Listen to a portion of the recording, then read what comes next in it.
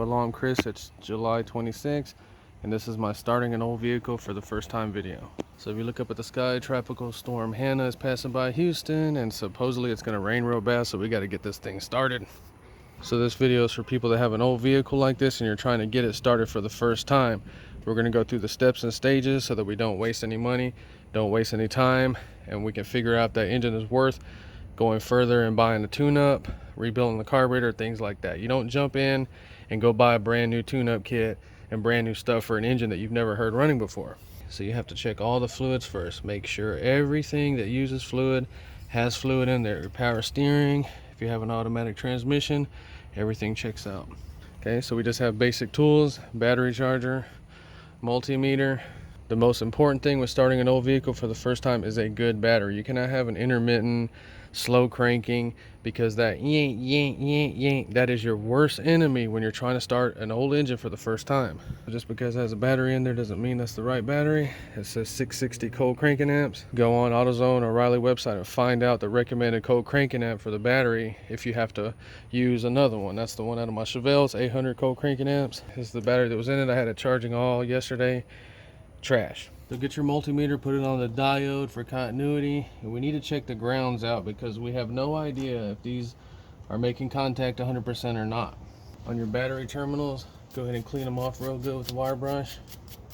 So what we're checking here is the ground cable with the battery to literally anywhere on the vehicle. We're trying to make sure it has no resistance, telling us that this little lug right here is clean and making contact. So if we touch the hood,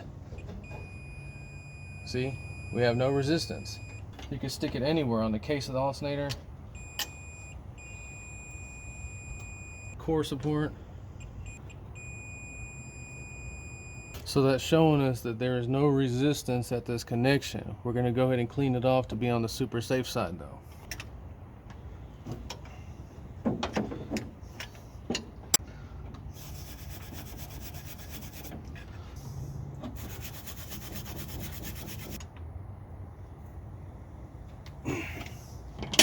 Battery. So I've had these for many years and I finally get to use them. They just adapt the top post to the side post. That damn metric. And I don't hate metric, I just hate whenever it's a standard and metric on the same vehicle.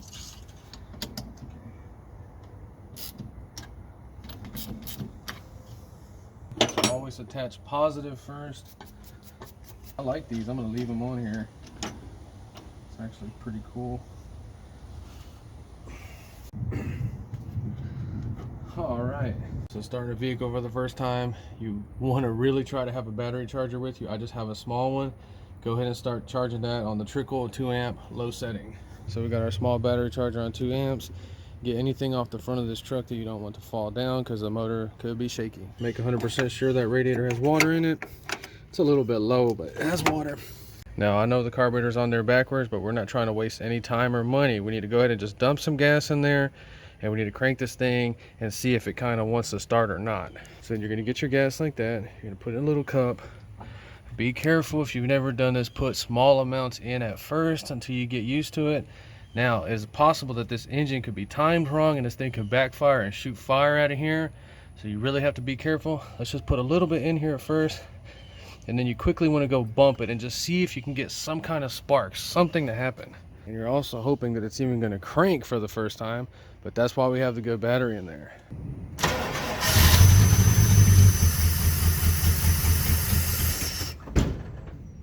So that was the first time I've ever seen this thing run, and it sounds okay so far. Now we can move to the next step, which is put more gas in there and try to get it to actually run or idle for at least 5-10 seconds. So I know it can be very exciting to hear the engine run for the first time, but you really have to be smelling for oil. Is it burning oil? Do you smell gas? Listening for any kind of knocks or clicks, and the vibration. Is it shifting real hard? You saw how it actually was running pretty good. We're going to dump more gas in it. Be careful.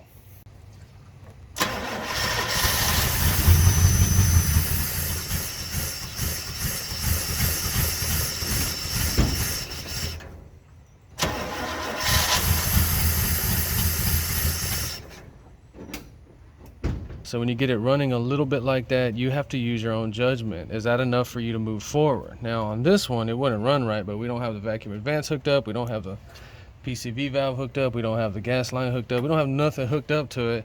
And in my opinion, I heard it run enough to go ahead and move to the next step. The next step is we need to go to that carburetor. All right, so Hannah is starting to rain on us.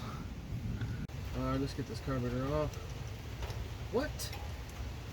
The dang thing's not even bolted down. What the heck? Dude. Oh God.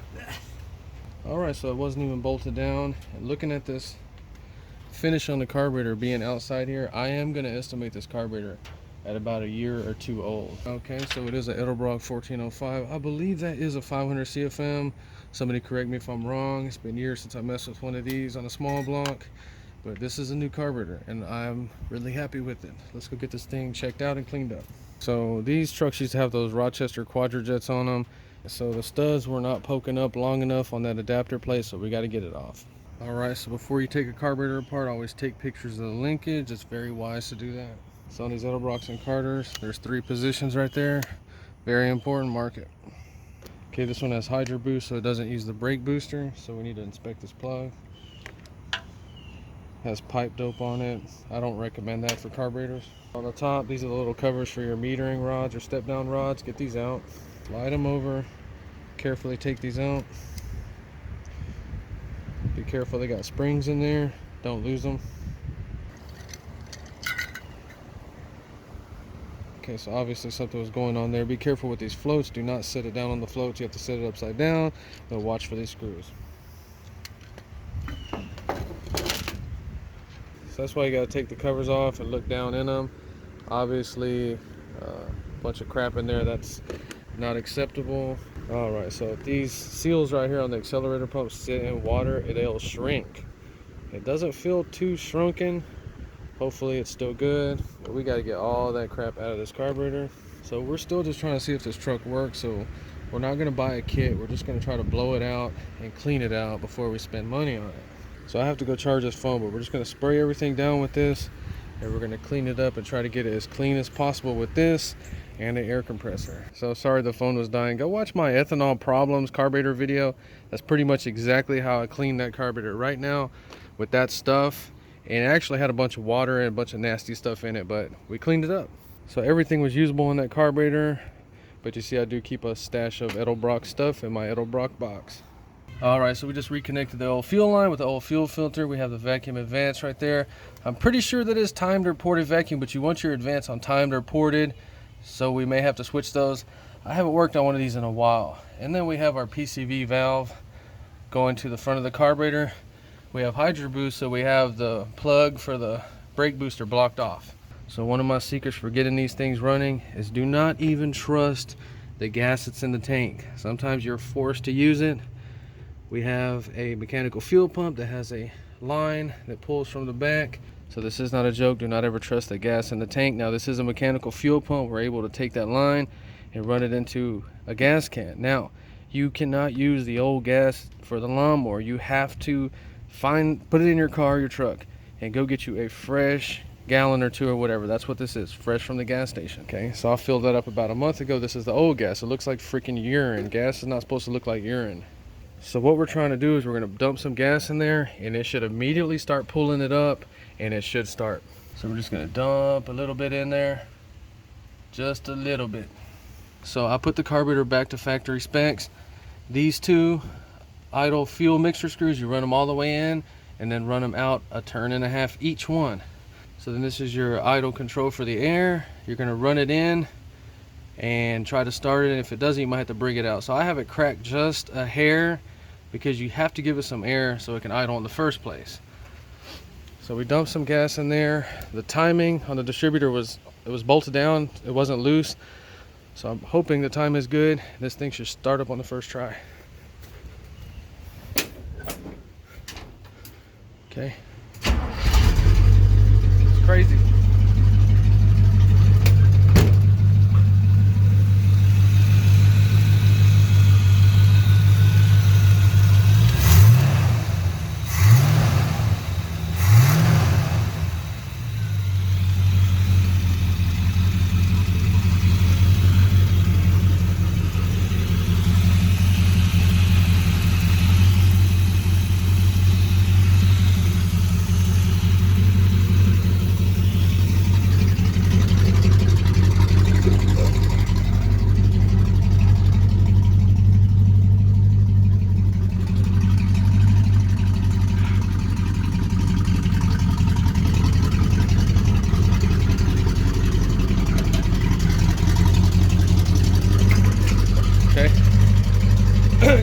crap out of it.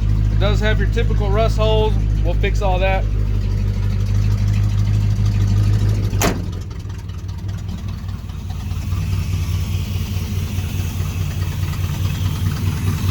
All right, started idling real slow.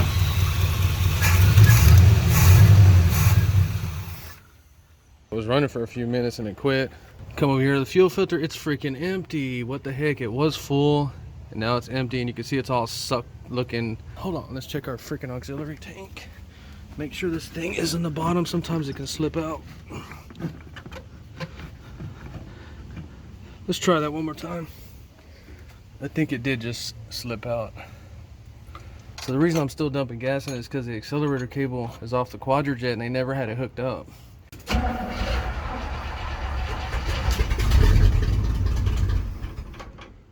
All right, anyway, so you dump some gas in there, and just that little bit it started up, it should fill this up, and it should have just continued to run, but obviously we're not getting gas to the filter, so the fuel pump is bad. It's not working correct.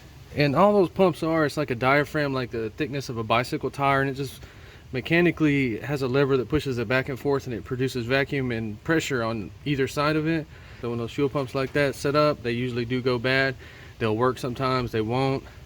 So we just go ahead and change them. You see the point, we didn't go straight to spending a bunch of money. We cleaned the carburetor up, we bypassed the gas tanks, and what happened? We got it started. It's freaking awesome. But since we heard it run, it's safe to spend money now. So I bought me a fuel pump, I bought a new fuel filter. I think I have some fuel line, and I got an accelerator cable bracket to correctly mount that. Man, I almost drank that. That's nasty. All right, well, I actually was gonna put all that stuff on there, but you can see it's starting to rain out here. Tropical Storm Hannah just passed south of Houston. I don't know if this is the tail end of it or what, but it's starting to storm and it looks like it's gonna get worse. Actually cooled down a whole bunch. That's why I'm out here messing with this today. I just wanted to show you the way I've been doing this for over 20 years. I'm 36 now, and I was doing this when I was 14 and 15 years old. I was a freaking child, and this was the same process I did back then. Still doing it now. That's why I'm never frustrated. I'm always calm when I'm doing this because I understand what the heck is going on. Very important to have that carburetor clean. Very, very important to have a healthy battery. And probably the most important is to have fresh gas. I'm telling you, you have to have that fresh gas. And sometimes the engines just won't run. If they don't run, you got to do a compression check first. Start looking around for vacuum leaks, and hopefully you'll find something opened up, something that's not right. So I'm going to try to keep these videos interesting. In the next video, I'm going to show how they get those 22.5 big rig Alcoas to fit on one of these trucks. You got to buy 8 to 10 lug adapters, and you got to mill the wheels, all kinds of weird stuff.